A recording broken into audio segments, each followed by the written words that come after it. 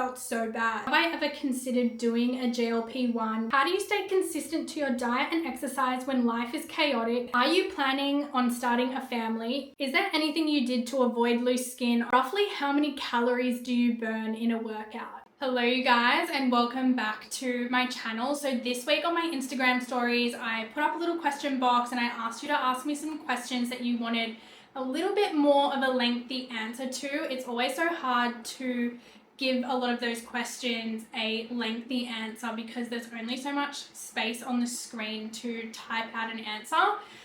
So I thought it would be a really good idea that you guys hear from me, you hear me actually answer these questions as I would say them and all of those sorts of things. Let me just start by saying I've gotten so many questions that I actually feel like I might need to do multiple parts to this because it's going to be too long. So with that being said, I am going to just get straight into it. So I think it would be a really good place to start with the questions that I've actually received on my Instagram. And then I also put up an anonymous link as well. So I feel like I'll do those ones towards the end. One of the first ones that I got was, how do you deal with being sick, taking a break from your fitness routine and then getting back into it? For me, I am someone that doesn't usually get sick. So I think in the last few years that I've been on my health journey, I've probably been very sick, maybe 2 or 3 times. And obviously when you're sick, your body needs rest. So you're not gonna stick to your routine. You're gonna need to try to rest and recover. My goal, I guess, for that week would then be get better. I wouldn't do my steps, or I don't do my strength training because that's just gonna put more stress on my body when it's already sick. I still try to prioritize as much protein as possible because obviously your body needs that to work properly. So things like having bone broth, or I'll try to put unflavored collagen in my water, or just stuff like that where I can get protein in. I really do try to prioritize that, and then just eat heaps of veggies because that's what we get our nutrients and stuff from. And the second part to that question was, how do I get back in routine? As I've been on this journey, exercise is something that I really love to do, and so when I'm sick and can't do it, I miss it. So it's not that hard for me to get back into it. But I think if you're someone that is still on that journey of trying to find enjoyment in movement, having a really clear plan about how you're going to do this is pivotal. You've just been sick or you've just come back from a holiday. It's really helpful to sit down and go, okay, this is what my week looks like. I've got Monday, Wednesday, Friday afternoons free. They're the days that I'm going to do my strength training. And then it really comes down to you to do that. There's no one that's going to hold your hand through, the plans that you make yourself. There's a reason that you're wanting to obviously do health and fitness, and for me, it's because of longevity and I want to be healthy. You can lead a horse to water, but you can't make it drink. So you really need to be that person that goes, you know what, I'm going to do this. And if there's something that's stopping you from doing that, then it's worth delving into why that one thing is stopping you from making that choice for yourself. The next question is, do people treat you differently now that you've lost weight? No, I don't think anyone really treats me any differently. I would say that the person that treats me differently is me. Yeah, I just feel like I'm the one that treats me differently because I look at my life as more than, I don't know, I just feel like I see the big picture with my life now. And so if I'm faced with a decision, often Trent will buy little desserts and stuff. So we have that stuff in the house. And most of the time when he goes and gets a dessert, he'll be like, do you want one? Because he's just trying to be polite and whatever. And I always say no. And it's quite easy for me to say no because I just look at my life as the bigger picture and what's a little bit of dessert really worth when, I don't really want to eat processed foods because of how I want to live my life, and it just doesn't align with, how I want to live my life. That change in how I treat myself and how I make decisions is so different to before. I think before I just didn't have enough education around foods or exercise, and I really just thought about those things in the way of well, that's just, if you're going to eat well and exercise, you're going to look good. And that's sort of how I would see the perception before. And I probably felt, well, I don't look good anyway, so I'm just going to eat it anyway. Whereas now my thought process behind my decision making of why I'm exercising and why I'm eating what I'm eating is so much deeper than looks. It's, you know, do I really want my body processing something like that it's not meant to process? You know, if I'm gonna not go for my swim today, it's not because it's gonna change drastically how I look the following day. It's because of how I feel after I swim. I feel accomplished, I feel good, I feel happy, and I more so look into those sorts of things in like when I'm making decisions for myself. So yeah, other than that, no one else really treats me any differently. I'm still the exact same person. All of my family and friends treat me exactly the same. Yeah, tell me all. I would love to hear how you worked on inflammation and consistency. So I would say with inflammation, my whole routine at the moment is indirectly helping with inflammation. Obviously, drinking enough water, not eating processed foods, eating enough protein, eating lots of veggies, exercising, you know, daily movement in terms of like not only just strength training, but like walking or swimming, like those sorts of things, getting enough sleep. All of those things in combination with each other will help with inflammation. So there isn't necessarily anything specific that I'm like, I'm doing this exactly because it's going to directly help with inflammation. There's a number of things that I do. And then in terms of consistency, I'm someone that like once I have my eye on the prize, I'm quite determined. By having a routine that is sustainable for me, that's what helps me stay consistent. I also thrive in a routine-based environment. So even before working with Lily, I, you know, got up, went to the gym 6 times a week. I was still eating in a calorie deficit. Like no one was holding a gun to my head. I did all of those things because I thrive in routines. I get into like a bit of a clockwork thing and I just know, okay, my gym class is at 6 a.m. So that's my routine. I get up to the gym at 6 a.m. You know, this is my food. It's already organized. And then I have a specific time that I go to bed because that's just how I'm wired. Obviously, we're all really different. So it's quite hard. What helps someone with consistency might look a lot different to how it helps me. I don't like when I don't have control over what's going on. I would say that it's a lot to do with my personality and who I am. Can you say more about the beginning of your diet and exercise before I started working with Lily? I started going to the gym in June of 2023. I read this Instagram post essentially saying that an active spouse will live 7 years longer than an inactive spouse. And then I had this whole spiral moment of how I thought that I was going to die 7 years earlier than Trent. And I really thought that I had to do something with my life and obviously get my health on track. Like my PCOS was going crazy and I felt really unhappy with where I was and felt really guilty for doing that to the people around me when obviously I have control over the decisions that I make. And so I started going to the gym in June of 2023. It was just a local gym. So obviously that really worked for me because I didn't have to go too far. And I started doing HIIT training 6 times a week. And then in terms of food, I was like, well, if I'm going to go to the gym 6 times a week, why wouldn't I back it up with not eating in a calorie deficit? But I didn't have a lot of knowledge around nutrition or anything like that. I essentially thought I'm gonna have to eat like 1100 calories and you know that's probably what my body needs, like literally just getting a deficit thing off the internet. In terms of the food that I was eating, it is completely different to how I eat now. I was eating a lot of processed food, so things like processed breads that were like low in calories and obviously low in nutrients, but really, really high in carbohydrates. And I was eating very little protein. Like an example of one of my breakfasts that I would have like sandwich thins with tomato, onion, feta, balsamic glaze, so like the sugary one, like 1 egg, something like that. That would be probably 15 max grams of protein, I think, just off the top of my head. And obviously very high in carbohydrates with the balsamic glaze and then the sandwich thins. But it would have been like a 200-300 calorie breakfast. So in my head, I was like, well, this is great because, you know, I'm eating in my calorie deficit and whatever.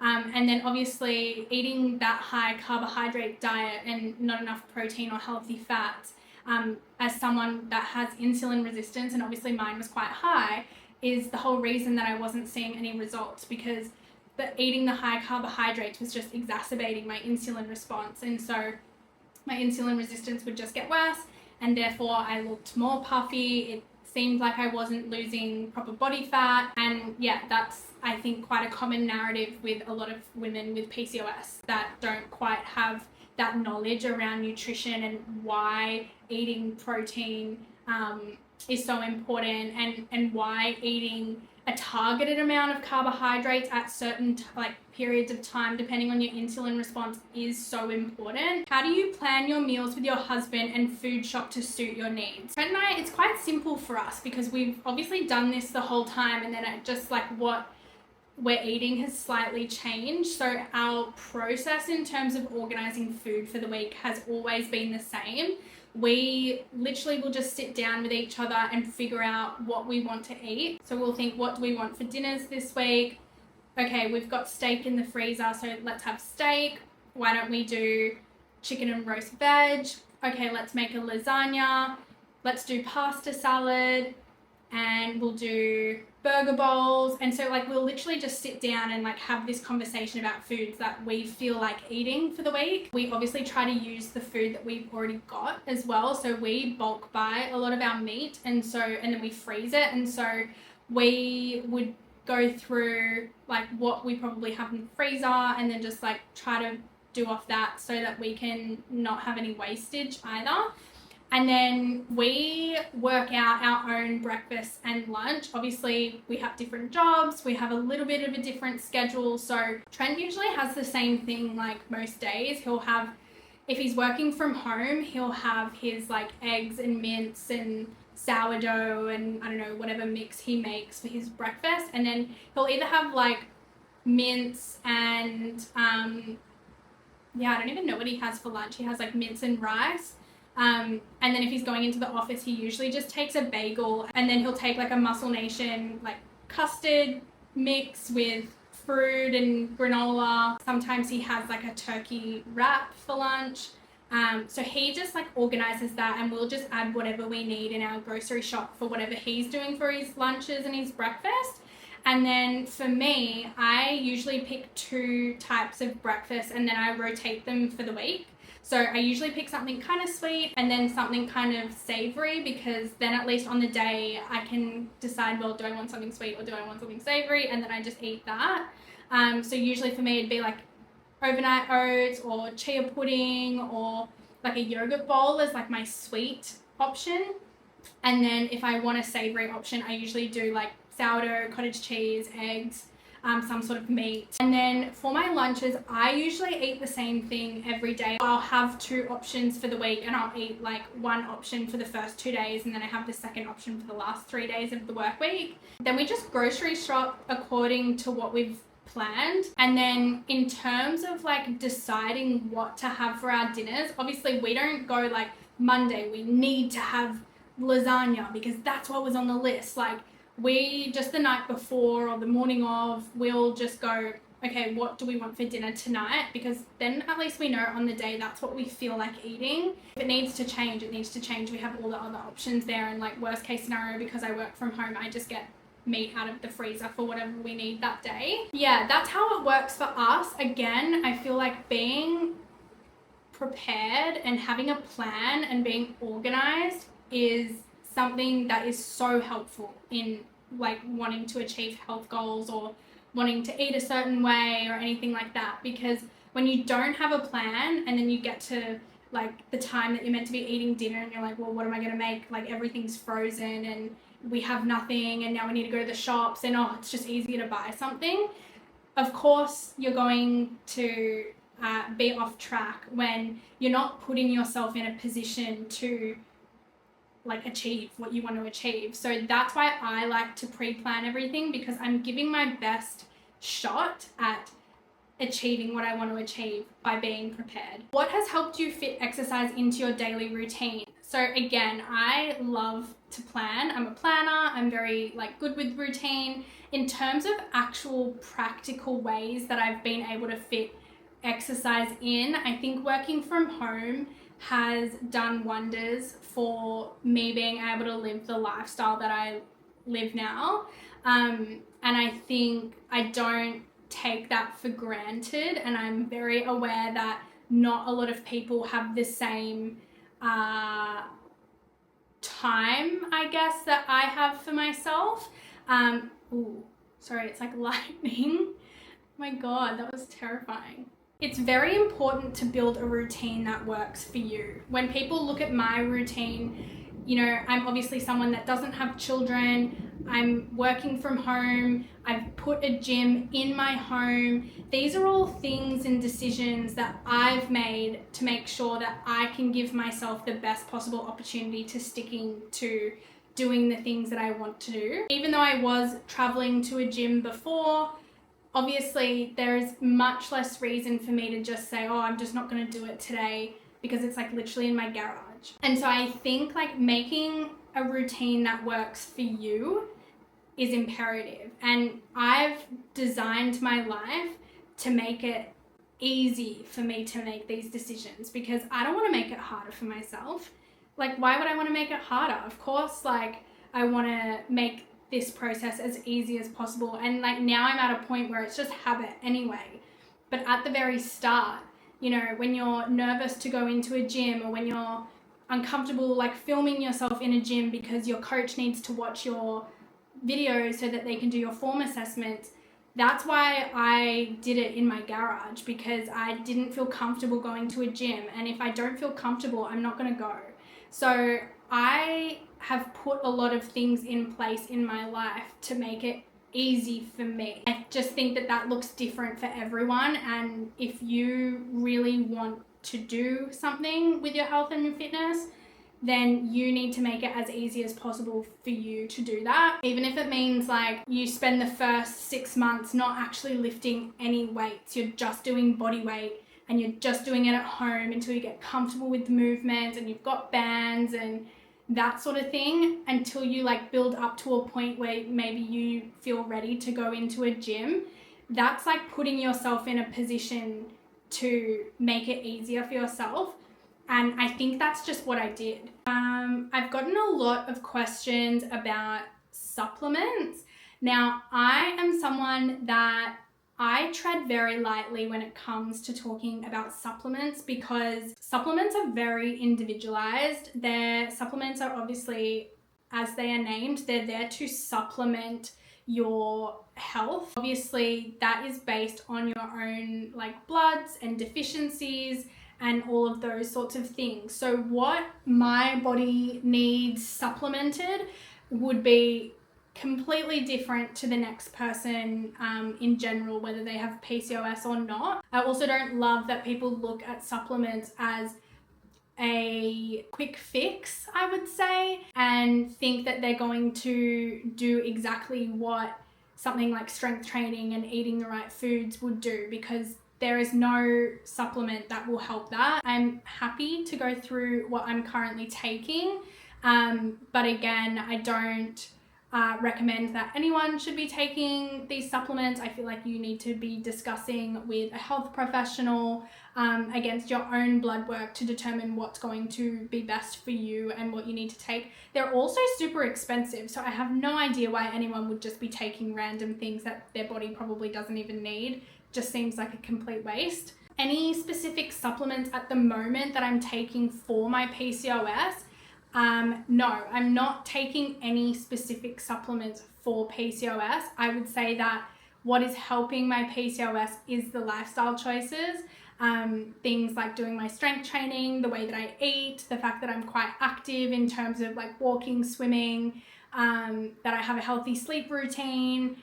Those are the things that are helping my PCOS symptoms. When I first started my journey with Lily, when I had really high insulin, and extra adipose tissue and irregular cycles, I was supplementing with inositol, which is quite a common supplement that is recommended for women with PCOS. I only took inositol for the first 16 weeks and I've not taken it since. So it's obviously not something that I need in my routine to help me have a regular cycle or anything like that, because that's what the lifestyle choices are doing. So again, I'm not going to take something that I don't need. And then also at the start of my journey with Lily, I was taking berberine, which is probably another buzzword type supplement that people find on the internet and feel like they should have and it's going to fix all of their problems. Again, I only took that for the 16 weeks. And then once my insulin's been managed, I've not needed to have it anymore. In terms of the supplements that I'm taking now, I think it will probably be easier if I just like insert a little like screenshot or something about what I'm taking now.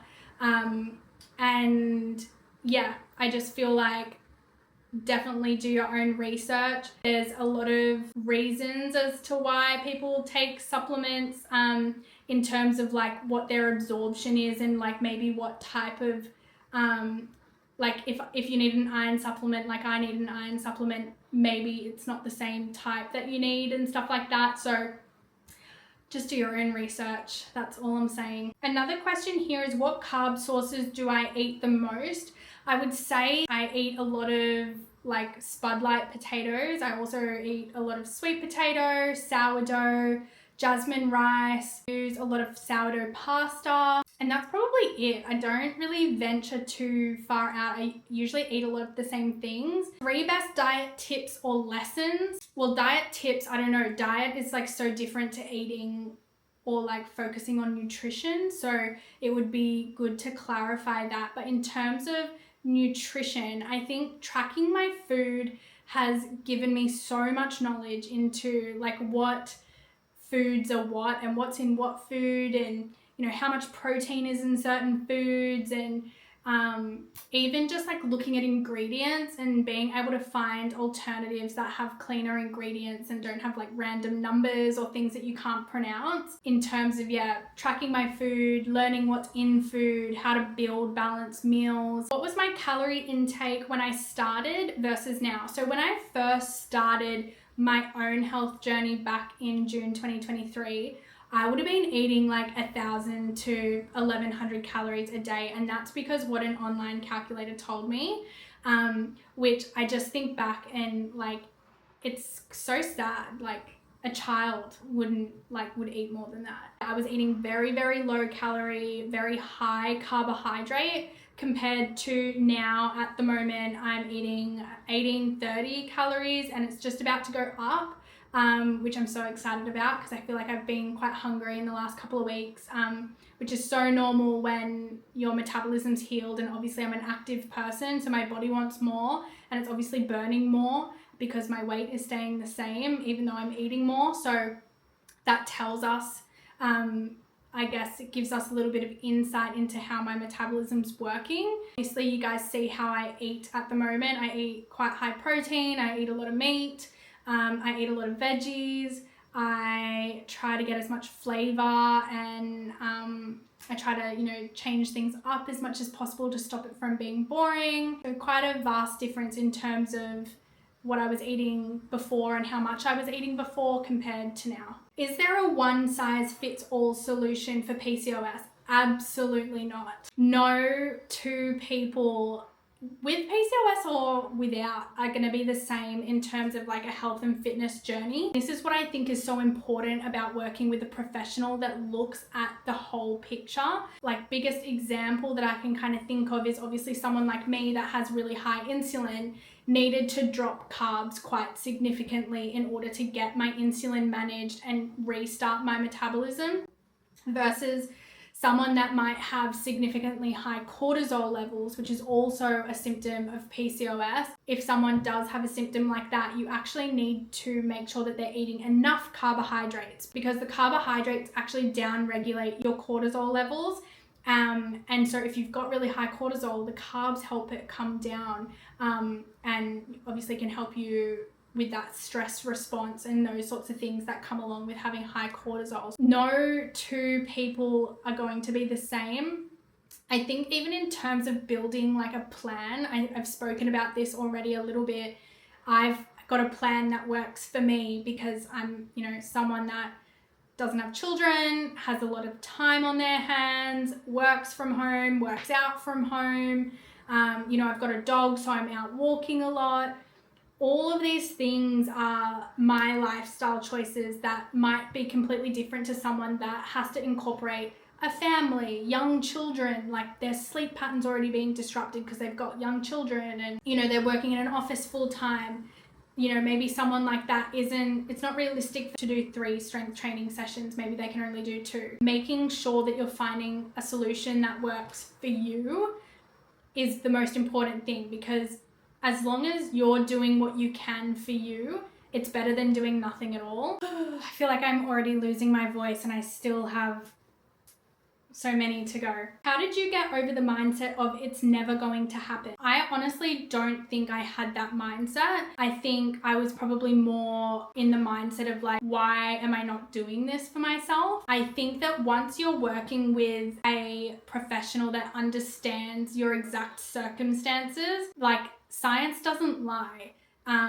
So in terms of all of the like foundational things about how to be healthy, they will work because it's scientifically proven that they will work. Things like strength training, eating enough protein, and getting enough sleep, like those foundational habits will make your life better. There's so much research into that. I think if you're stuck in that mindset of it's never going to happen, I think do a little bit more research into things like strength training and like the science behind longevity. Having that sort of knowledge might open your eyes to, of course it would happen.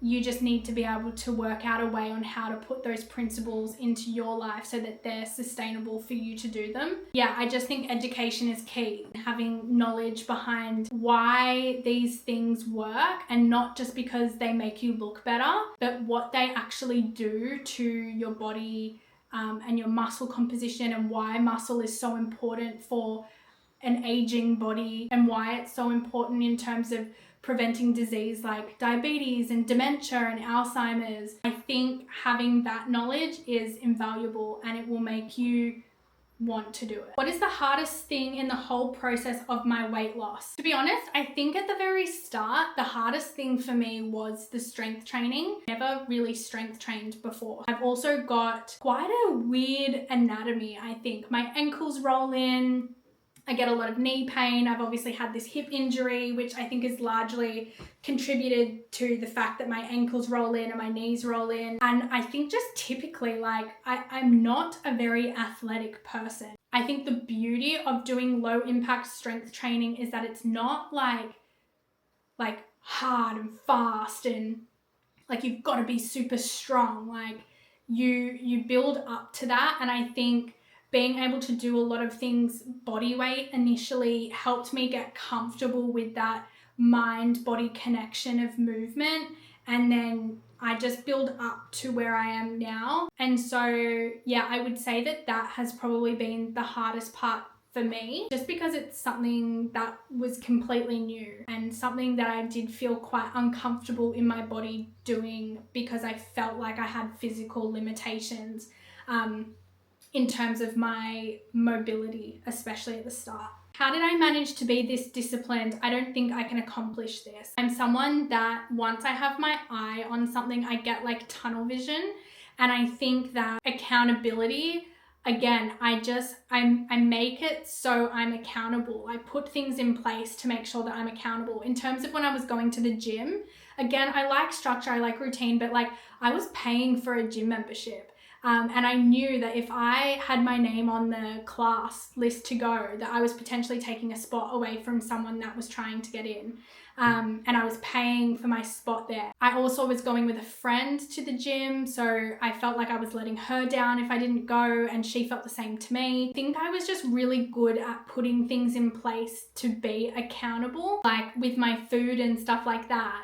I just sort of felt like at the very start, if I was going to do all of this training, like what's the point if I wasn't going to back it up with food? And so that kept me accountable. And then obviously once you start to see changes in terms of weight loss and you start to feel really good because you're exercising and you have these endorphins and clothes are fitting a little bit better, like that helps you stay on track as well. So I think it was probably just a number of things that helped me stay disciplined. And then as you're like nailing those foundations, it just becomes habit. Like I don't even think about my, strength training or anything like that. It just happens. Like I'm just doing it. I don't think of any excuses.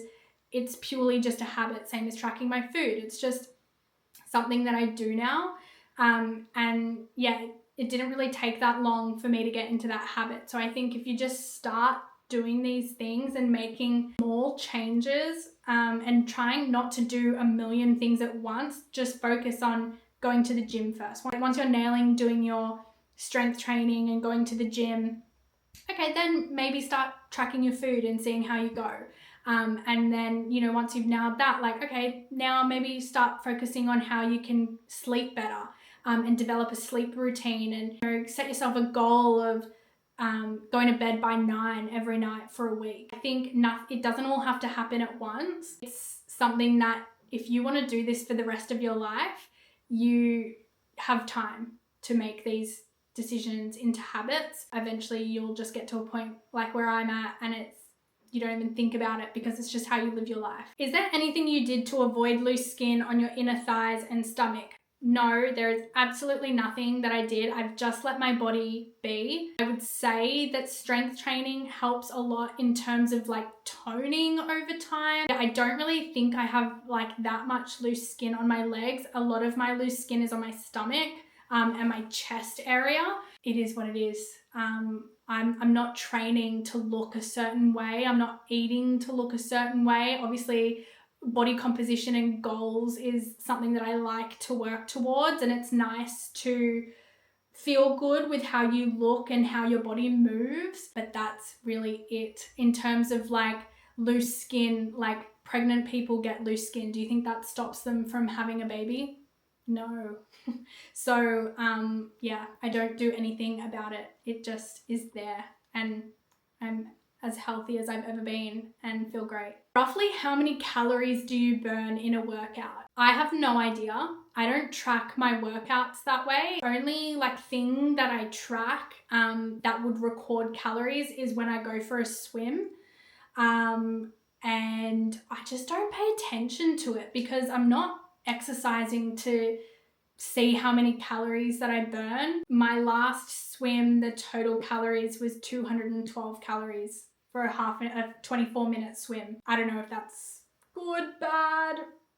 I don't know. Is it better to focus on losing fat through cardio first, then trying to gain muscle with weights? Okay, I think this is like a huge misconception, and it's something that I probably thought originally as well. But now that I've like been on my health journey, know so much more about health and nutrition and those sorts of things, that if you're in a calorie deficit, you won't be able to put on weight, whether that's fat, whether that's muscle. It's scientifically impossible. If you're burning more than what you're eating, you will lose weight. If your goal is fat loss, when you have muscle on your body, muscle needs glucose to work and function. So the more muscle that you have as a person, you will automatically burn more fat and glucose and carbohydrates in your body because it's like the muscle is using it. So you'll actually find if you're in a calorie deficit and you're lifting weights, you will drop fat pretty quickly because you'll be maintaining and you need to be eating enough protein to maintain the muscle mass that you have while you're in a calorie deficit, so that you're not losing your muscle mass while you're losing fat. I'm probably like butchering the explanation of this because again, I'm not a professional. This is just what I've learned.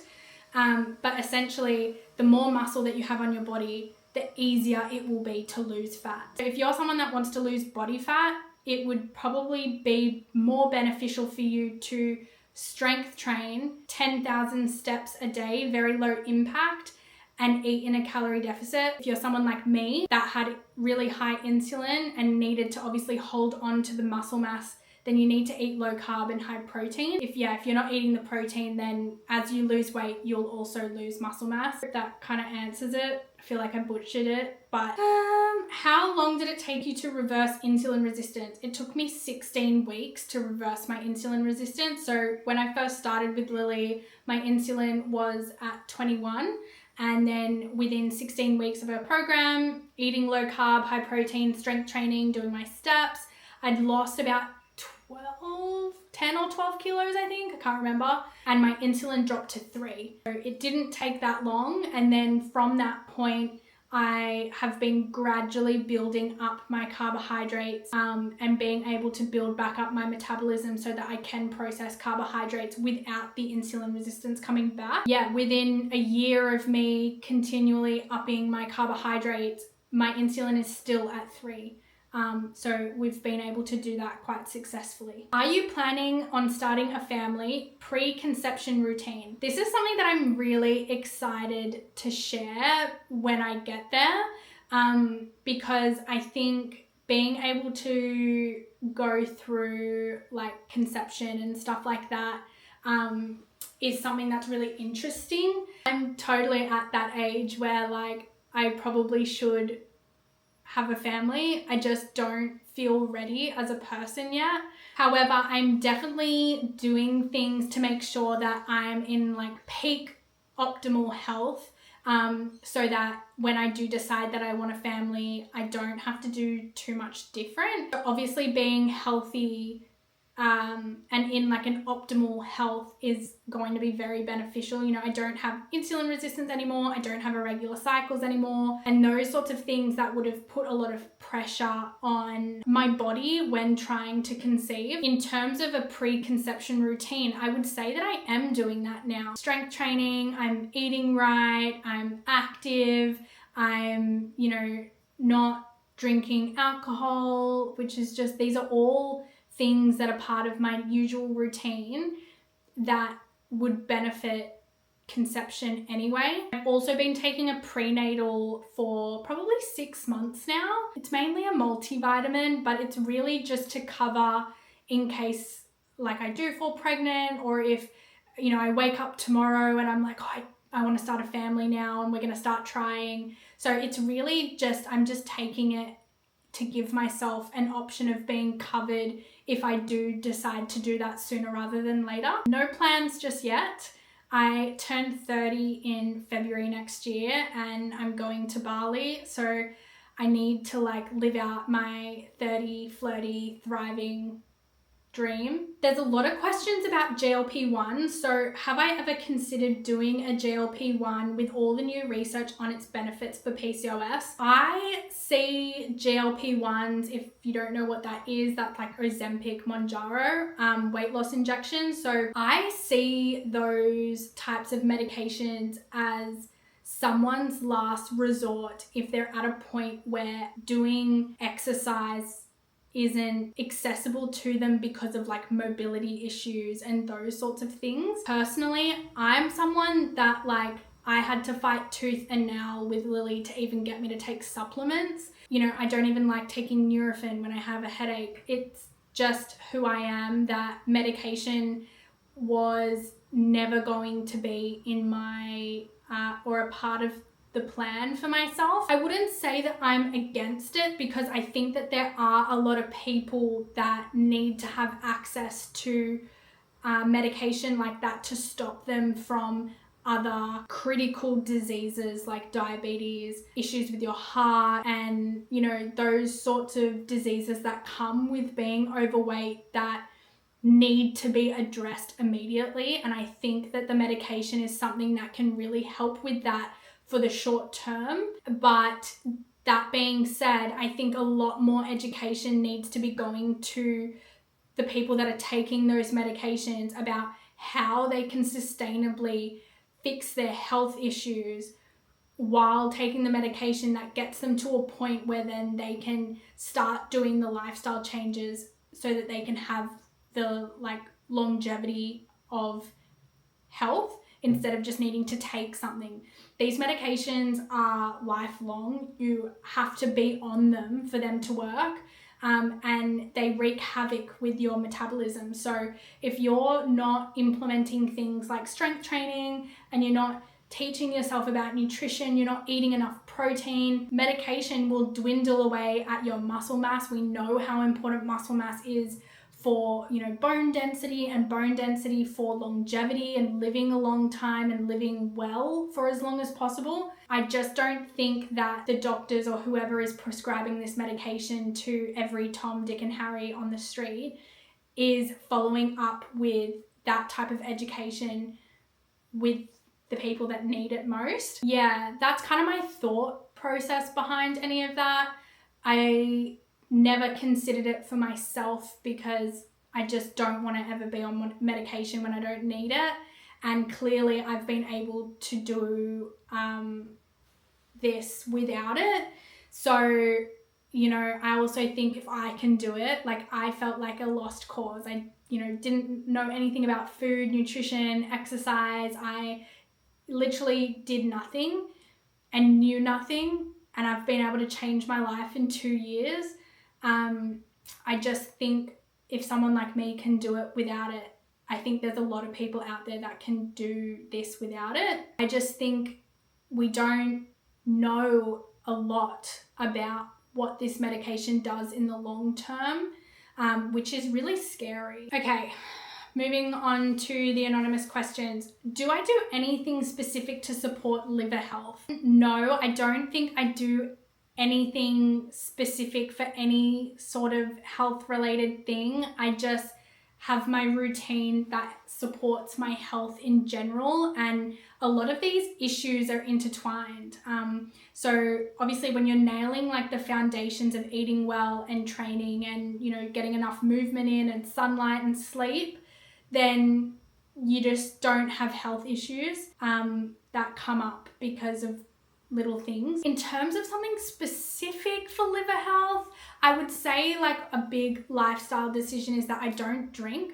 I will drink if it's like a wedding or like a special occasion or something like that. But in terms of like my day-to-day life, I don't drink. How do you stay consistent to your diet and exercise when life is chaotic and you're exhausted? Again, I feel like I've developed a routine that really works, that even when things are busy and chaotic, it's not too much extra on my plate. Just having a sustainable program that works for you. I think people probably look at my routine and go, she does all this strength training and like the steps and the swimming and the Pilates and this and that. And it's like, I've only added those extra things on because I'm nailing my 3 strength training sessions every week.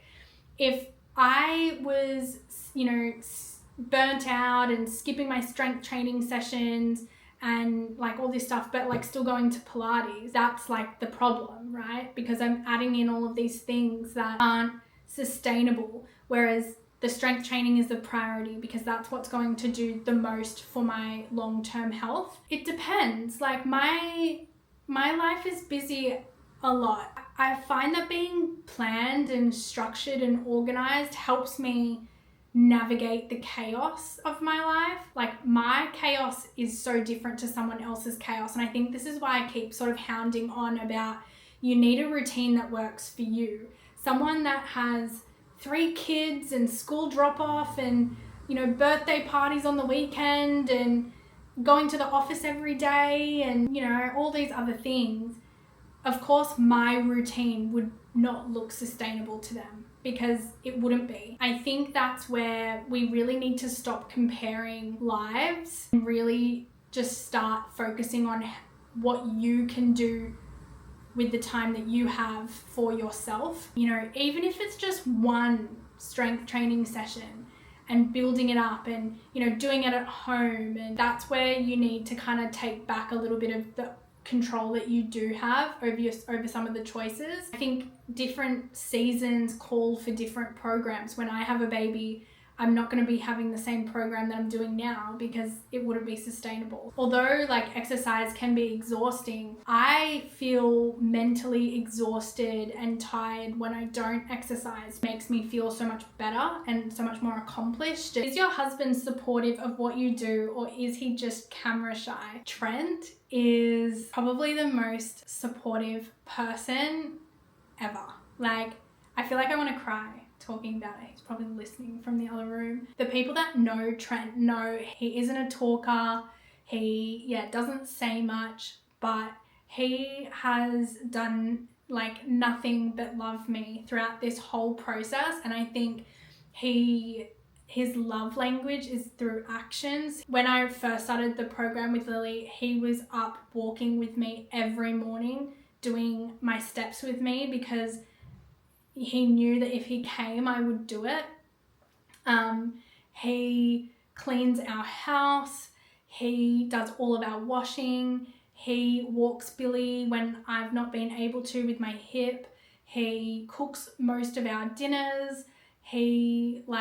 I can't even explain how supportive he is, and he doesn't complain. Yeah, he's just the best. Like, I couldn't ask for a more supportive partner throughout this whole journey, because he's literally just done it without me even needing to ask. I think that's probably... Why am I crying? I think I put...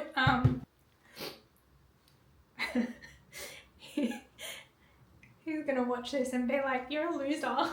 This is probably why it was such a wake-up call for me initially in getting my health on track, because he's so supportive and he's just like my best friend, that I felt so bad that I wasn't able to meet him where he is in terms of what he does for me. And so can't explain. He's the best. In terms of him being camera shy, he is like the epitome of introvert. He doesn't say much unless it's with me, and then he chews my ear off. He just doesn't feel a need to like be on the camera. It's my page. He's always like behind the scenes, or sometimes if I need to be like over here and I've got my phone filming something, he'll be behind making sure that everything's in frame. And I need to get more of Trent in front of the camera. Maybe we'll have to do a Q&A with Trent. Okay, there are still so many questions to go through, but now that I'm like, I don't know, I feel like that's a really sweet point to end the video on. There are still so many questions, so please let me know if you want me to do a part 2 of a video like this, where I can answer more of your questions in a little bit more detail. And yeah, obviously leave any comments, let's chat. Please like, subscribe, and I'll see you in the next video.